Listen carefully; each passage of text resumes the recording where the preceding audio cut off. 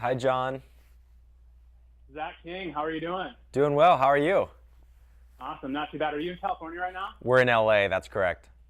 Isn't it like 6:30 in the morning? Yeah, it's an early one, but luckily Already punching. I just got back from the East Coast. I was there for the last week and a half, so like this adjustment's totally fine.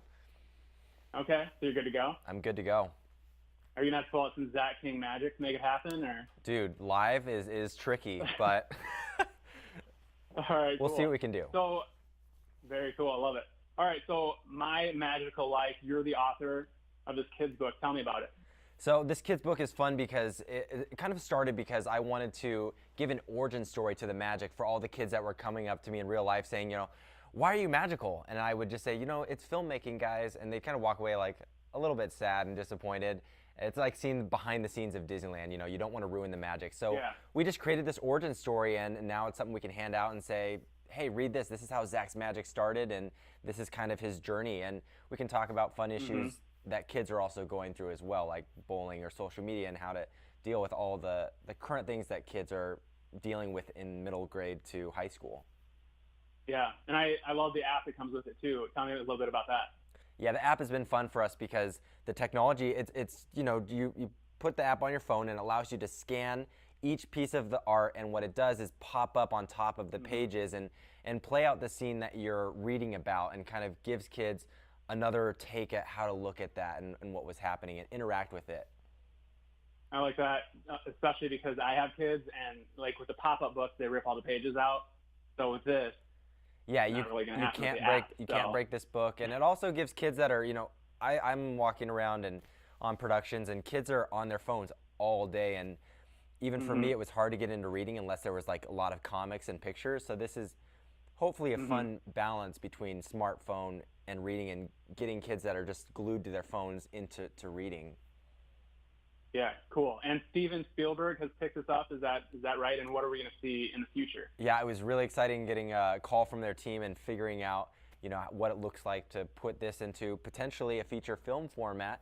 So we're still working on all the development, but really excited to see what could happen there with that collaboration.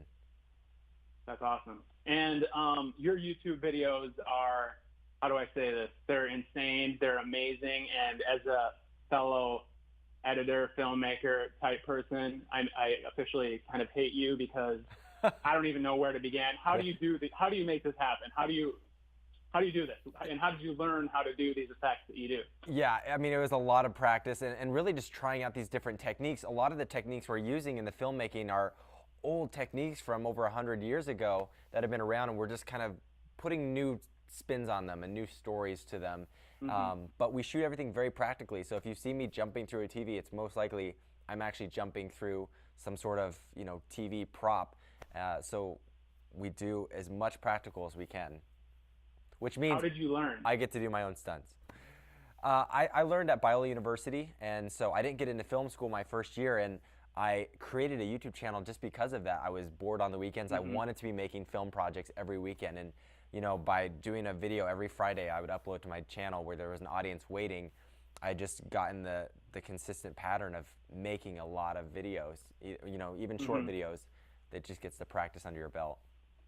What about these special effects? Did you do research on them? Did you just work with friends and then kind of figure it out? How did you learn all these special effects? Yeah, it was trial and error. I would find YouTube tutorials of how to make a lightsaber effect, or how to make a earthquake effect and dust particle explosions, and just watch hours and hours of YouTube videos for years and years, starting the end of my high school year. That's awesome. What do you, just out of curiosity, as a fellow editor, what do you edit with? Final Cut, Premiere? Yeah, we're on No. about 8 to 10 different programs. Mainly the Adobe Suite is what I love because, and Okay. if there's kids out there that want to get into filmmaking, I always tell parents, get the Adobe Suite. It's, I think, 15 or 20 bucks a month for your kid, and they get like 20 Yeah. different programs, Photoshop, After Effects, and so there's no excuse for a kid not to be dabbling in film, and if that's what they want to pursue, to be working hard at it all the time. And you worked with Justin Bieber on his lyric video of Sorry. Tell me about that. Yeah, I got a random connection from Scooter Braun, Justin's manager, and we collaborated on a lyric video for him, and they wanted kind of the magic style. But it's been fun to see all the different random doors that have opened up because of the magic videos that we've been creating in these special effects videos that I just started posting online in my dorm room. What's your favorite video that you've made so far? One of my favorites that I've made is where I hitchhike into a car. I love that one just because, I mean, the way it happened, it was just a spur of the moment idea of, hey, what if you could hitchhike and jump into a car?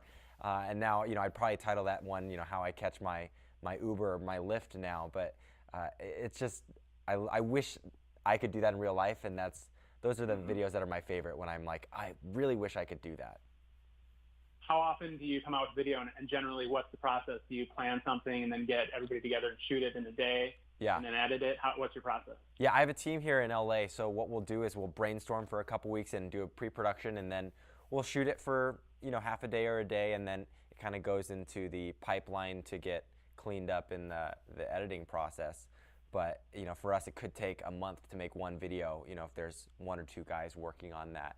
So what we like to do is really focus on the story in the beginning and make sure it's polished, and then it's worth the energy and time to make the rest of it happen. How long does the shoot generally take? Generally, we can get them. Yeah, generally we can block it and shoot it in the same day or a 2-day window. Cool. All right. So what else do you have planned other than My Magical Life?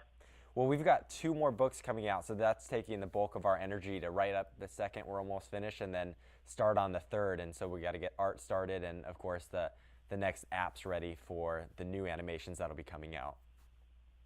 Very cool. All right. Well, Zach King, I hate you because you're so good. I love you because you're so good.